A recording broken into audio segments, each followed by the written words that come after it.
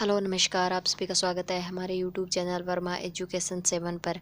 तो हम पढ़ रहे थे भारतीय राज्य व्यवस्था और राज्य व्यवस्था के अंतर्गत हम पढ़ रहे थे मूल अधिकार का जो बेसिक पार्ट था वो हमने पढ़ा था अपने दो पीछे वाले क्लासों में। दो नहीं, अपनी 3 क्लासें हो चुकी हैं, तीनों में हमने पढ़ा था और आज हम पढ़ेंगे अपनी 4th क्लास और इसके अंतर्गत हम पढ़ेंगे आर्टिकल 12। मूल अधिकार है आर्टिकल 12 से 35 तक, तो हम 0 से हीरो तक जाएंगे। तो आज आर्टिकल 12 के अंतर्गत हम पढ़ेंगे राज्य की परिभाषा। इसमें दी गई है राज्य की परिभाषा और राज्य के अंदर क्या क्या शामिल किया जाता है और क्या क्या शामिल नहीं है, ये भी हम पढ़ेंगे। कौन सी संस्थाएं इसके अंतर्गत आती हैं और कौन सी संस्थाएं इसके अंतर्गत नहीं आती हैं। तो राज्य से अभिप्राय क्या है कि जो अपने संघ की कार्यपालिका और संघ की व्यवस्थापिका, जिस तरीके से संघ का मंत्रिमंडल और संघ की संसद और राज्य का मंत्रिमंडल और राज्य की संसद, इस तरीके से जैसे संघ की कार्यपालिका और संघ की व्यवस्थापिका, राज्य की व्यवस्थापिका और राज्य की कार्यपालिका, ये आपको लिखा हुआ दिखाई दे रहा होगा लेफ्ट साइड में। और अन्य प्राधिकारी, राज्य के अंतर्गत कुछ अन्य जो प्राधिकारी हैं वो भी शामिल किए जाते हैं, वो है कौन से देखते हैं। जो ऐसे व्यक्ति या निकाय का अर्थ होता है बॉडी, ऐसी बॉडी जिन्हें विधि, आदेश और अधिसूचना, विधि का अर्थ होता है कानून, आदेश बनाने का और अधिसूचना बनाने का अधिकार होता है और उसे जारी करने का अधिकार, जैसे बना दिया और उसको जारी कर दिया, ऐसे अधिकार यदि किसी को प्राप्त हैं तो वो राज्य के अंतर्गत आते हैं। और ऐसी संस्थाएं आगे हम पढ़ेंगे, ऐसी कुछ और संस्थाएं हैं जिन्हें राज्य के अंतर्गत शामिल किया जाता है, जो न्यायिक निर्णयों के अनुसार होती हैं, और कुछ संस्थाएं ऐसी हैं जिनको शामिल नहीं किया जाता है। तो अन्य वो कौन सी संस्थाएं हैं जिन्हें राज्य के अंतर्गत शामिल किया जाता है, उन्हें हम पढ़ते हैं। जैसे हो गया आपके LIC। LIC को क्या कहा जाता है, LIC की फुल फॉर्म क्या है, जैसे आपको बेसिक बता देती हूँ, वैसे आपको लिखने की ज़रूरत नहीं है ये, क्योंकि अपने नोट्स बना रहे हैं और नोट्स के अंदर इसकी फुल फॉर्म कम ही पूछी जाती है, इतनी बड़े एग्जामों में नहीं पूछी जाती है।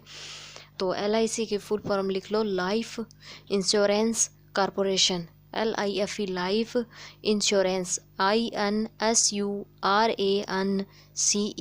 कॉरपोरेशन लिखना है CORPORATION, भारतीय जीवन बीमा निगम। यदि किसी को हिंदी में लिखना है तो वो लिख सकता है भारतीय जीवन बीमा निगम। तो इसके बाद अपने आते हैं ONGC, वो आपके सामने लिखा हुआ ही है, तेल एवं प्राकृतिक गैस आयोग। तो ONGC का हो गया। और उसके बाद आगे जो भी विश्वविद्यालय हैं जिनको किसके द्वारा, सरकार के द्वारा क्या मिलता हो, अनुदान मिलता हो, जैसे सरकार के द्वारा उन्हें पैसे मिलते हो, वो शामिल किए जाते हैं राज्य के अंतर्गत। और भारतीय पेट्रोलियम निगम हो गया और भारतीय खाद्य निगम हो गया, ये राज्य के अंतर्गत शामिल किए जाते हैं। और अब अपन देखते हैं कि राज्य के अंतर्गत कौन कौन सी ऐसी संस्थाएं हैं जो शामिल नहीं की जाती हैं।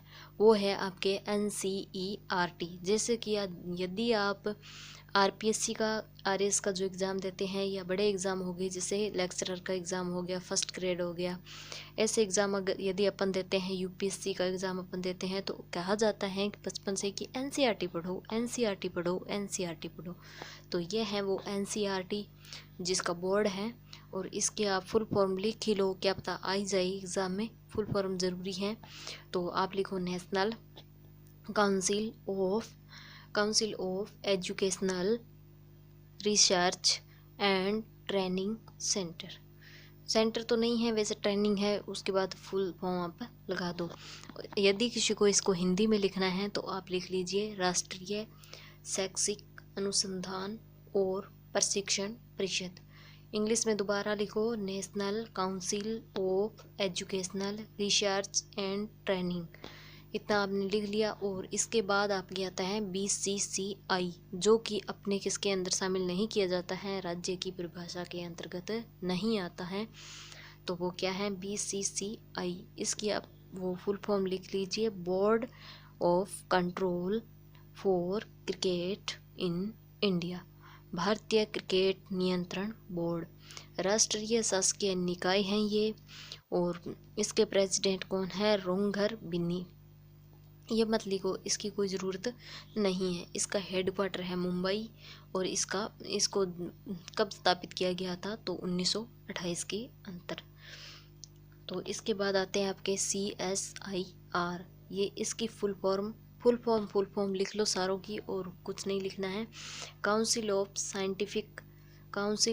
साइंटिफिक इंडस्ट्रियल रिसर्च, इतना आप लिख लो। इसके बाद आता है आपके ICIC, तो ये ICIC आपका बैंक है, तो इसका फुल फॉर्म है industrial credit and investment corporation of India. इसको यदि हिंदी में लिखना है तो यह है भारतीय औद्योगिक ऋण एवं निवेश निगम। अब ये इसके अंतर्गत जो आपके शामिल नहीं किया जाता है वो है, और संवैधानिक संसदीय यदि कोई अध्ययन का संस्थान है, संवैधानिक व संसदीय अध्ययन का यदि कोई संस्थान है तो वो इसके अंतर्गत शामिल नहीं किया जाता है, और निजी महाविद्यालय भी इसके अंतर्गत शामिल नहीं किए जाते हैं जिन्हें सरकार के द्वारा अनुदान प्राप्त नहीं होता है। तो देखिए आर्टिकल 12 अपना यहीं पे कंप्लीट होता है। केवल 5 मिनट के अंतर्गत अपने जो आर्टिकल 12 है वो कंप्लीट हो गया है। तो ये आर्टिकल 12 हमें नहीं बताया जाता है। मैंने भी बहुत स्थानों पर इसे खोजा है लेकिन ये नहीं मिला था, क्योंकि कोई टीचर इसको पढ़ाता ही नहीं है। इतना बता के छोड़ दिया जाता है कि राज्य की परिभाषा है, और राज्य के अंतर्गत कौन आता है, कार्यपालिका और व्यवस्थापिका। और राज्य का मतलब यहाँ स्टेट से नहीं है बल्कि किसी देश से हैं, जैसे अपने इंडिया से लिया जाता है। ये यहाँ स्टेट से नहीं है, कोई भी गलती मत करना। यदि ये क्वेश्चन आता है तो राज्य का मतलब स्टेट से नहीं लिया जाएगा बल्कि भारत से लिया जाएगा।